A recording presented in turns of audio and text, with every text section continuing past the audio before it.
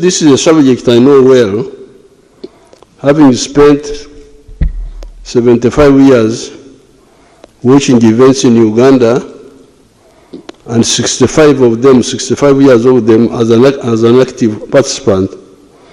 I gave them the history of the NLM contribution to the Wakiri Tobaka Kutulo. As we were fighting, our concept of justice was mainly based on the indigenous concept of justice. The indigenous communities of this area insist on full accountability or restorative justice. Unlike the colonial and neo-colonial justice of actors in wigs, sometimes trying to obscure facts, the indigenous communities insist on substantive justice. With the indigenous justice system, in the end, there are no two sides, defense and prosecution. In the end, what matters is what was the truth. What was the truth? This is what we, the indigenous people, insist on. The tragic practice of the defense dedicating itself to obscuring the facts is foreign to our indigenous system. It's in this frame of mind that guided us in the Royal Triangle. I've told the different fora of the incident of a boy called Zaburoni and his colleague in the area of Semuto, the village of Murule, in 1982. Zabloni and his colleague drank alcohol and killed 3 villagers on account of their alcohol. Janet Mkwaya was a government magistrate in the area when we captured the area. She tried the case and passed a sentence that I don't remember well. Then the matter came to the High Command, of which I was chairman. In the High Command, we had somebody that had studied as a neo-colonial lawyer at Makerere. This was Jim Mwezi, who was our secretary. He advised that, according to the colonial law, Zaburoni did not kill the 3 villagers in Murule, that it was the beer inside Zaburoni that had killed the people, and therefore Zaburoni could not be guilty. The indigenous communities had 2 systems of offenses. The first category were Ebshumro. These were offenses short of murder. These included insult, okujuma, very serious. Mistreatment of spouse, such as kugunga, what they call kugunga, which means denial of sex. That's a big offense. Okwitsenjara, not feeding the partner well. Okushenda, denying shelter to somebody who had okwirirwa, caught by the night while on a journey. Kwenesa, livestock eating somebody's crops. Kuterenta wato, denying water to cattle that are not yours, etc., etc. The remedy for all these, after we have been through the court of the chief or a shazi, which is an assembly of elders sitting outside the kraal, or a tribunal, such as in the matter of Garumukazi Oyangaine, trying to bring back one's wife after she has gone back to her parents in protest against mistreatment. The answer for all this is Okonga, to pay a fine. This can be a cow, a goat, etc. The action is called okuhonjesa. The other category of offense is murder, which will create enzugu, vendetta. With enzugu, there were two solutions. These were either to revenge or kuhora, hence the name Muhozi. Muhozi means an avenger. Or kukaraba, blood settlement. If the offending clan did not want to suffer revenge, they would reach out to the victim's clan and offer to kukaraba, which is to pay big compensation in cattle for the murdered person, and the abafumu, the priests, to wipe out the enmity with some rituals that cleans away the blood. Therefore, the colonial concept that somebody can commit an offense and then deny it is very provocative to we, the indigenous people. It represents impunity. Aware of this orientation of our people, we could not bear listening to the line of people like Muhwezi. In the case of the Semto murders, where it was the beer inside Zaburoni that was guilty, but not Zaburoni.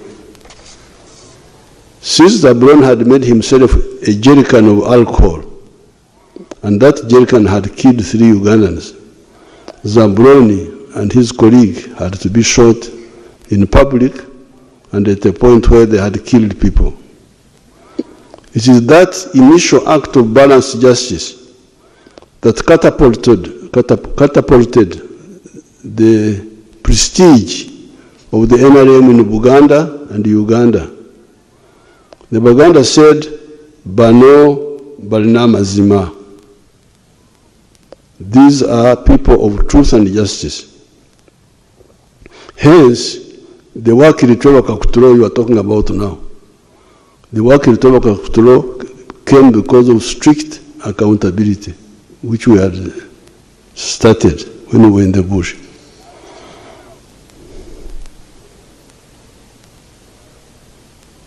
Even when we came into government, the same was maintained. Indeed, some soldiers have been executed in public for killing people. Examples are Sergeant Kibonge, Sergeant Omona, Private Codet, etc., etc. If Uganda had been peaceful in 1982, in the case of Zaburoni and group, we could have explored the option of Kukaraba. That was the only way we could save Zaburoni, to have blood settlement. But we didn't have that opportunity.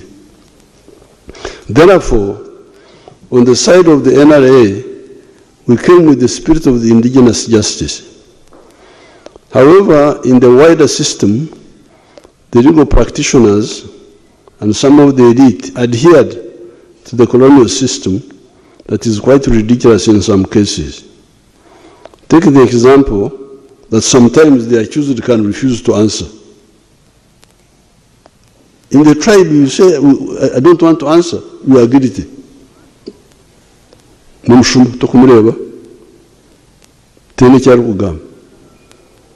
This is the way we think.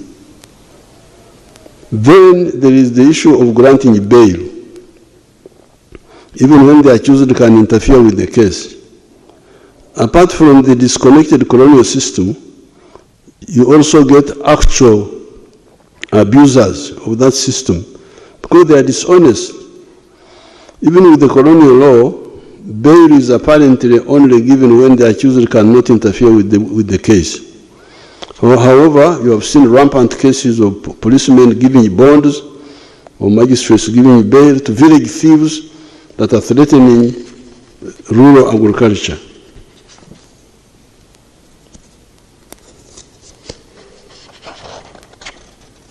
So that was one problem. Then there was the death of many of our original NRA commanders, by many dying from the natural causes. The regiments that brought victory on the 26th of January 1986 were the following: 1st Battalion, 3rd Battalion, 5th Battalion, 7th Battalion, 9th Battalion, 11th Battalion, 13th Battalion, 15th Battalion, 17th Battalion, 19th Battalion, 21st Battalion. These were 11 regiments, although they were being called battalions. 19th Battalion, for instance, had 1,900 soldiers, yet our battalion that time would have been about 750 personnel. However, 7 of these regiments had their commanders dead in the early years after 1986. Instead of having the original NRA Basosodoti commanders, because the commanders of the NRA were Basosodoti of the movement, believe in the ideology of the NRM. Instead of having the original Basosodoti commanders, we started having either careerist commanders, Nkola Mulimu,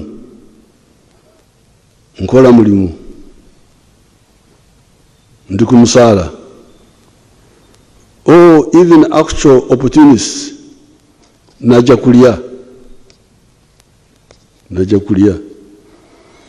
This is how you started having corruption in the army, stealing army ration, stealing army fuel, stealing army funds.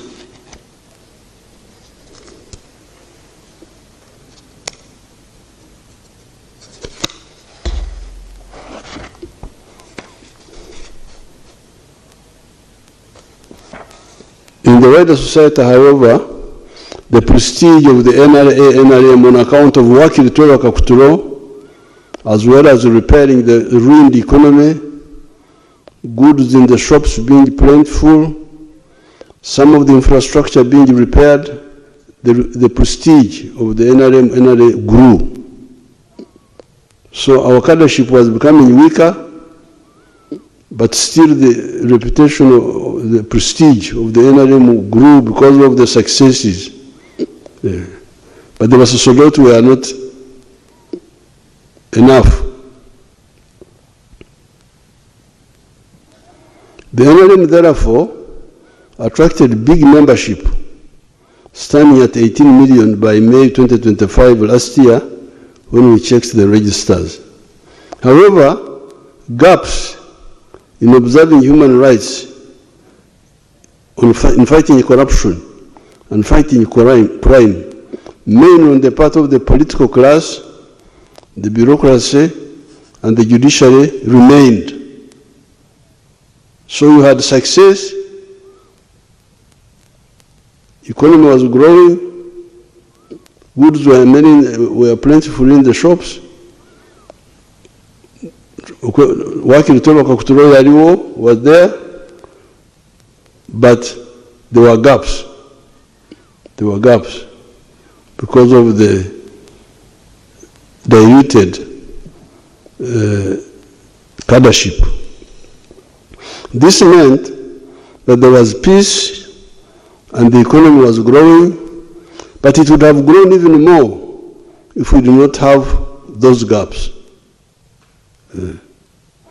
I noticed that danger, and for the NRA UPDF I encouraged young Muhozi, after he had finished S6, to mobilize some of his colleagues and come to Kaseng training wing for ideological and military training.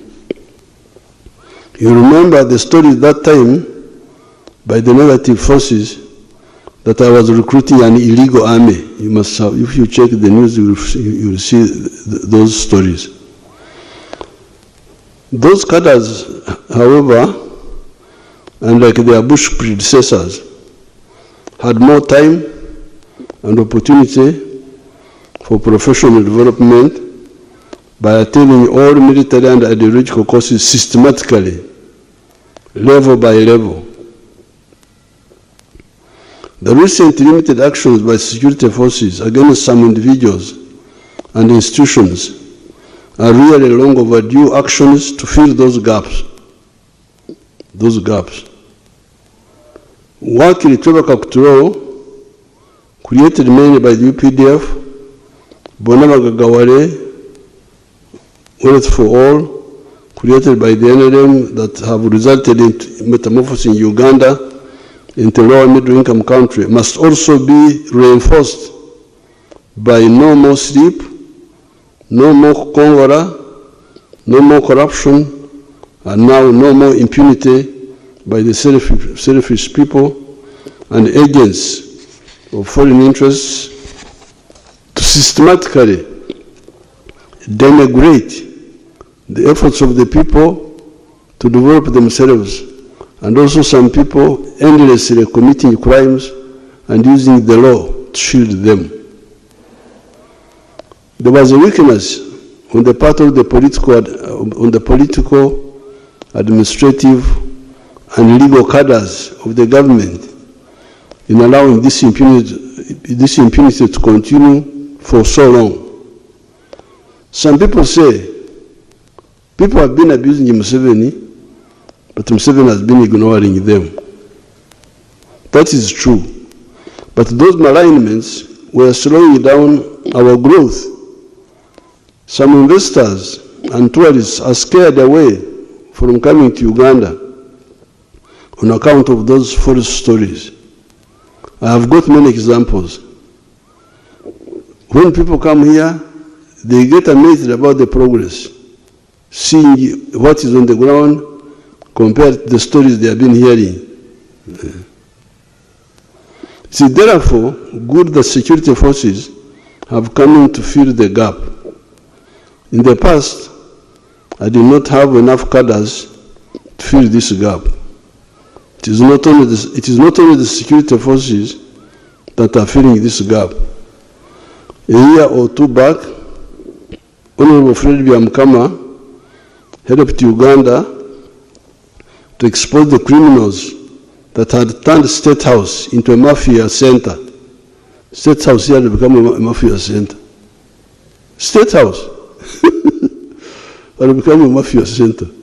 Yeah.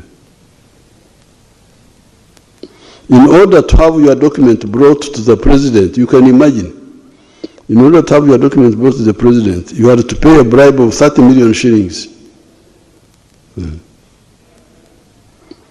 Byamukama reported the matter to me. We arrested the gangs.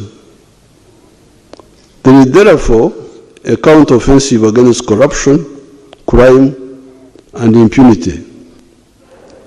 To show the impunity, take the case of Besigye, Dr. Besigye.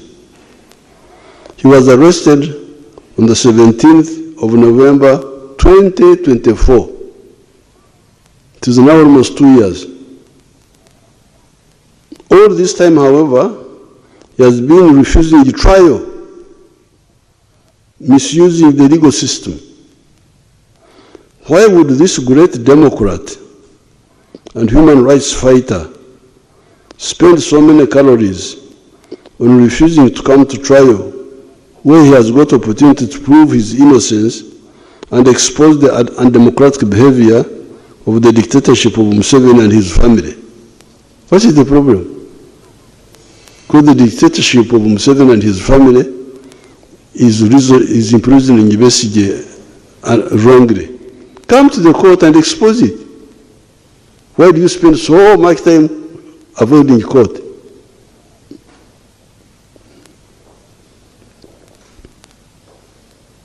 Second question, why should the legal system for so long allow an accused person to just refuse to be tried? Somebody who is accused says, I don't want to be tried, and he's not tried. Is that a good system or what?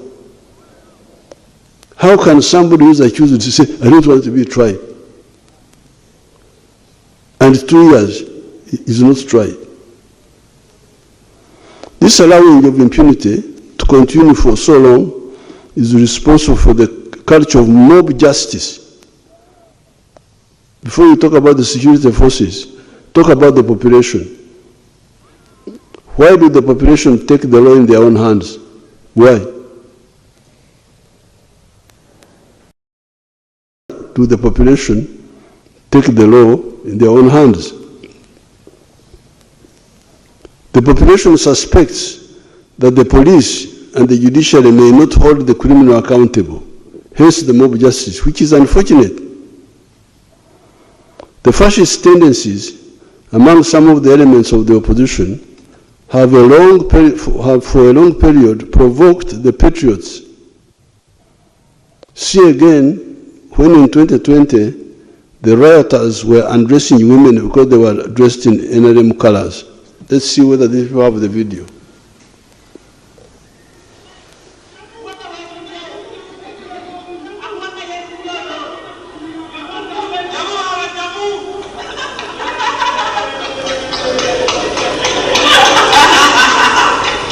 Freeze that, freeze it, bring it back. Where the guy is undressed. Bring it back.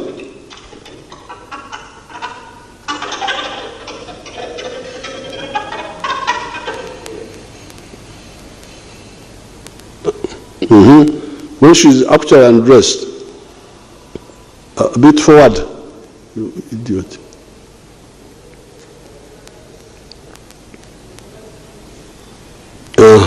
This is, freeze it there, freeze it there. This is democracy. This is democracy. This is human rights. See, the woman is undressed because she had colors of NRM. And nobody talks about this. I have not heard anybody condemning this. I don't want to blame people. I have not heard anybody other than us complaining. I don't know whether the religious leaders condemned it, or the cultural leaders, or the law society. Check for me, please. I need a record. Who condemned that act?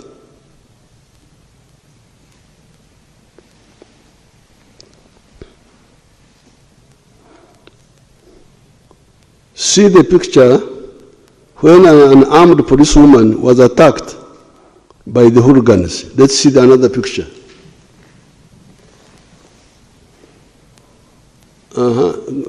That's a police. This is a policewoman. Go back. Go back.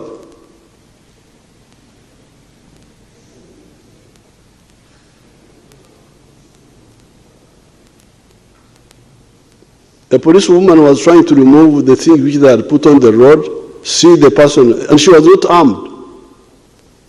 See, you show. Go back and start.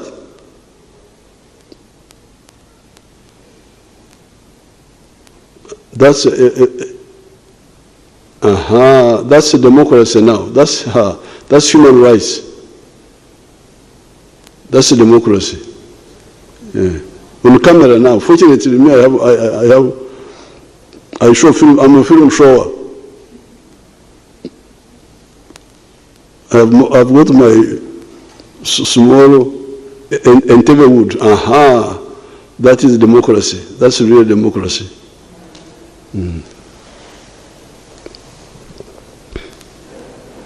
See, quite often you have had slogans. Tugenda kwocha Kampala. How many times have you heard that? How many times have you heard that? If you want to go to heaven, that is.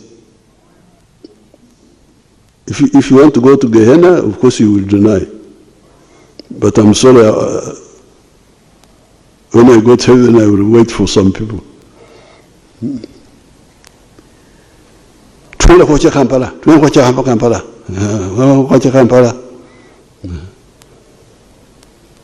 going to ban Kampala. What did the slogan Taja Kulaira mean? Taja Kulaira. Didn't you hear that? What did it mean? For people who want peace. Democrats.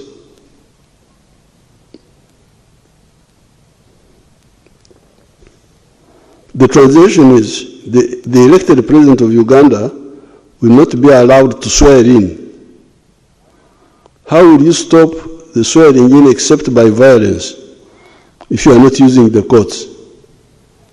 If you are not using the courts, how will you stop the swearing in? By violence. That's what they were planning, which they tried to do, but we defeated it. All these schemes we defeat them. Kwenda kwa Kampala, they can't ban it. Tajja kulayira, omusajja alayira. But who are these who plan? We know them, of course.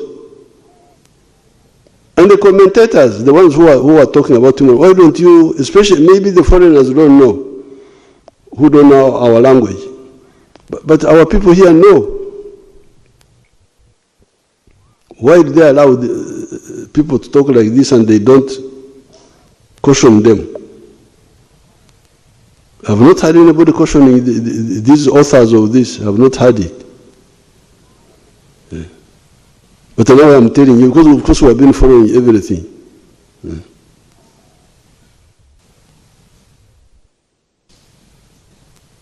How many times have you heard the taunting by hooligans of especially the NRM women supporters in the words, mwe bikazi mwe, yemwe abatusibye kwa kasajja.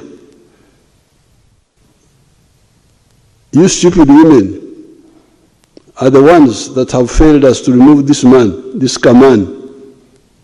They don't even call him a man, Kasajja. The Kaman. It is the democratic right of those women to kubasibako the Kasajja if they support the Kasajja. That's what the democracy means, please. Ebikazi bwe wagira Kasajja, muleke ebikazi bwe wagira Kasajja kabyo. Who persuaded them? But to harass our people, those who are, of course some of them paid, because when they rioted on the 18th of November 2020, Kasoli Mumba here, the Minister of ICT is here. She came in Karamoja, she was shaking. People are rioting in Karamoja. What are they doing? They are attacking people. You keep quiet. They will lose appetite for attacking them. She's here. She can be a witness. They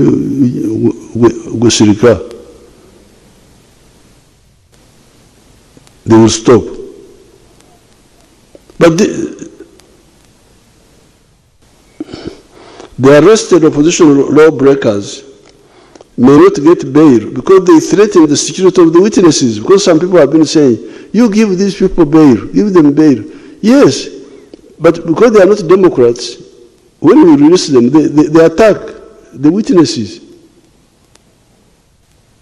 You cannot have democracy without people with the spirit of democracy, with fascists.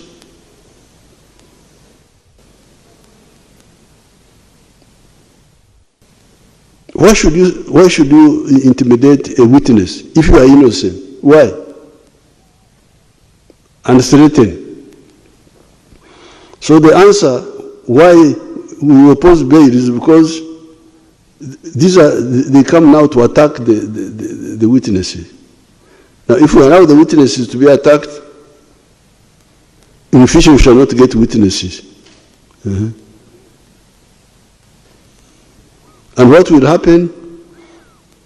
The security forces can even start doing other bad things, like if they are blocked, the legal way is blocked, they can start extrajudicial executions, shoot somebody, say, oh, he was running away, he was escaping, we shot him. You should be happy that the security forces are not doing mob justice, because the civilians gave up. That's why they do mob justice. Gave up on the legal system. But the security people are still bringing these people to court.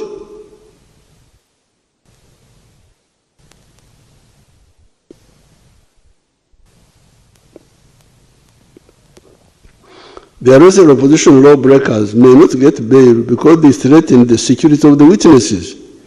It is this undemocratic culture of some of the opposition elements that has been provoking the security forces to fill these gaps. Therefore, what the security forces have been doing recently is not a regression in the fight for freedom, because that's what the Interreligious Council were worried about. They thought that Tudaye Mabega, it is not a regression at all.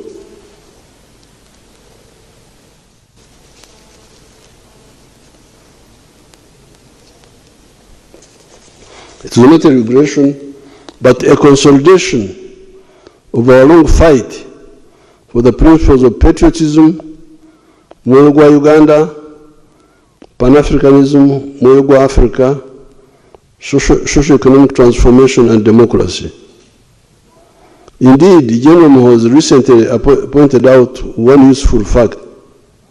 He said many of these people, Ugandans, including those who criticize the NRM, go to Dubai, UAE, where the press is disciplined, and they appreciate. You cannot find in Dubai the press doing what the press does here. And they appreciate. That's why they are going to Dubai. I had never heard of Dubai until 1980 when we removed Amin. That was Dubai. What is Dubai? That women were getting cheap products there and so on. How does the press there conduct itself? Does it conduct like the ones in Uganda here? That's what one point General Muhoozi pointed out. And then you say, but why do they not want the same here? That was Muhoozi's question. If you think what happened to Dubai has helped to Dubai, why don't you want the same here? Therefore, those who have been putting forward the slogan Bizemu, you know, they are good at bringing slogans which are just empty. Bizemu. Ebyedda, kidnapping people, and so on. Bizemu. Meaning, the bad things of the past have come back, are wrong. Ebyaliwo, the past happenings meant that anybody arrested or abducted would not go to court, but would end up as a dead body at Namamve Forest, the River Nile, or Kaya's farm. So to have somebody arrested and taken to court, and then you say Bizemu, you are really deceiving yourself. You are dishonest. Or you want to see the pictures of Ebyaliwo? Let's see the pictures of Ebyaliwo.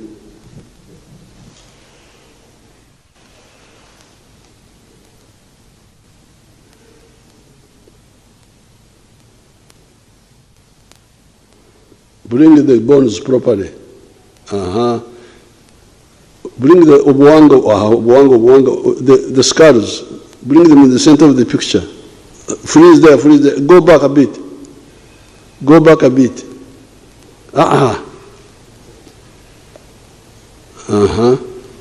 Ebyaliwo ebyo.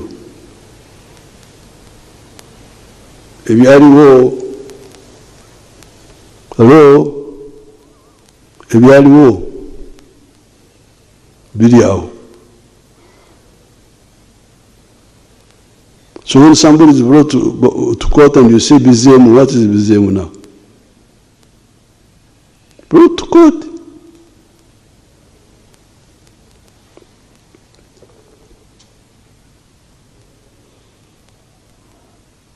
On the contrary, here you see basically creating scenes in the courts of law.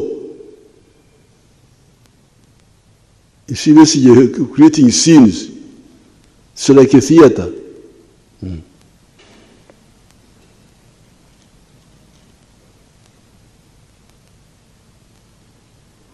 I could even see my sister Matembe limping into the court. When she was coming in court, she came limping. I was worried, but forgot to limp. When she was leaving the court, she walked.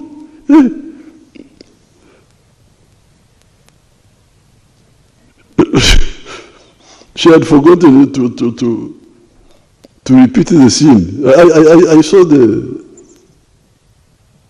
video. Therefore, those who want to know the truth, wait for the trials of the accused people. That's what you should do. You should all be demanding abantu mbalete mu kooti tuwulire amazima. Omulimba ali ludda wa? That should be the demand. Nantagambwako tembakwatako. Prison, I was in prison 8 times in Tanzania. There's no prison of Tanzania which I don't know. 8 times. Bukoba, 3 times. Mwanza, Tabora, Central Police. I was in those prisons for nothing. Because there are people who are against us. Although Marimu was supporting us, there were people who are against us. If you arrest me for nothing, I will prove my case.